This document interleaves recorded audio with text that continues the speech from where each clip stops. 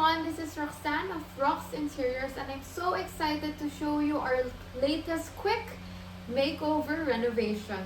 We completed this in just 10 days. Yes, just 10 days.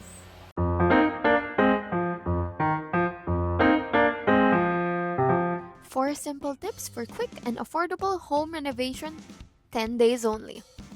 Tip number 1. For quick and cost-efficient renovations for furniture, just buy them off the rack and also to get quick results. All furniture are store-bought items, none were customized.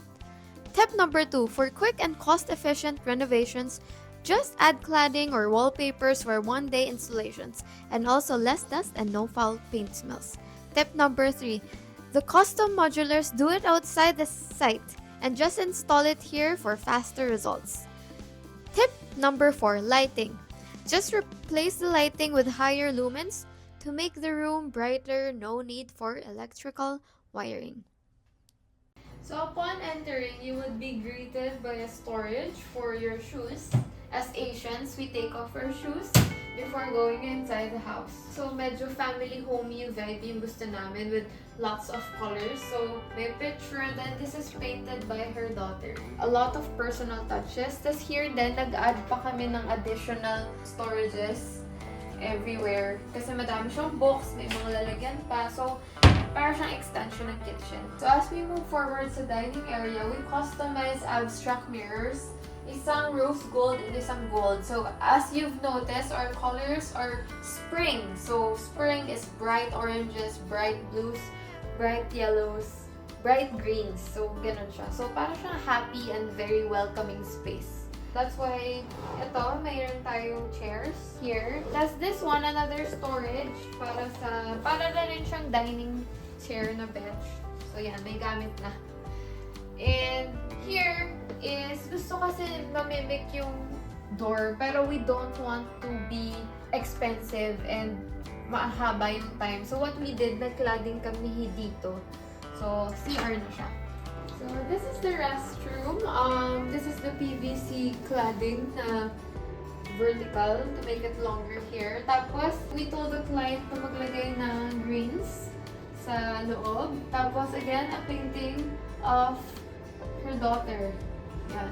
They love tulips. Yun yung theme eh. Medyo flora and fauna yung theme ng ano na to. Then this one is also store-bought. What I like about this kasi may lalagyan siya here, may mirror, tapos may lalagyan pa siya ng toothbrush, tapos madami pang lalagyan here, may sabitan pa. Then we added this. This is also store-bought from IKEA. This one. So aesthetic din siya, bagay din. Tapos with plant also. So in the kitchen, we kept things simple for a budget-friendly and quick renovation.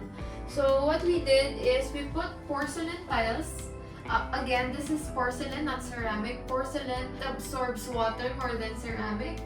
So that's why we put it here. So kapag may tumalsik na oil, mapupunasan agad ni client yan or whoever lives here.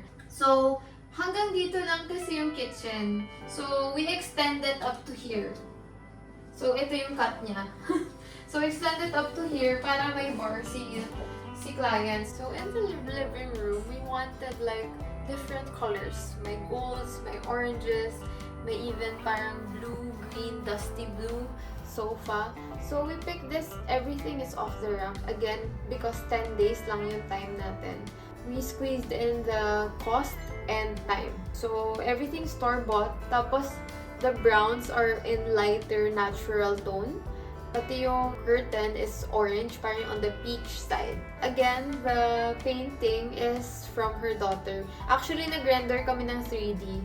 Tapos ginaya ng daughter niya yung painting. Kasi walang specific na painting. So, itong carpet, we wanted na parang soft texture lang. Also, we bought TV console na sakto sa height ng tao dito. So, at least eye level. Then also the mirror.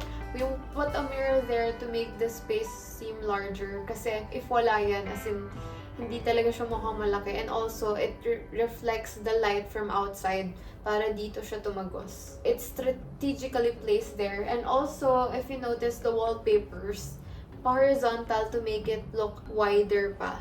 this side, ito namang wallpaper na to, accent siya. So, may glimmers of golds and silver siya. Also custom, installed and supplied by us, yung mga wallpapers. So, in the bedroom, before I explain, have you noticed what I'm wearing? I'm wearing blue and orange. The main colors of the space and in the bedroom, it's blue and orange. It's called complementary colors in the color wheel. For example, you have red and green, violet and yellow. In this case, it's blue and orange. So dusty blue to relax your eyes since it's a bedroom. Then yung pops of orange to make it look happy. A lot of colors and textures will play in your psychology in interior design. Then we wanted a yellow colored chair. She's been studying, reading, writing about law, so she wanted to uplift her mood. And our plants here also uplifts the mood of the space. So we put a mirror here para OOTD, of course, para lumaki rin yung space. And we picked a champagne gold na frame.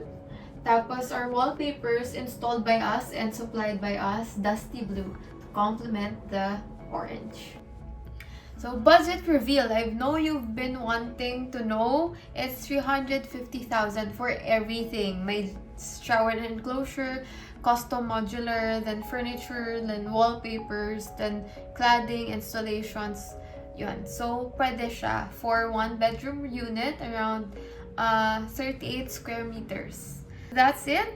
Happy, vibrant transformation in just 10 days. So it's quick, affordable, and gives that spark of joy to the client.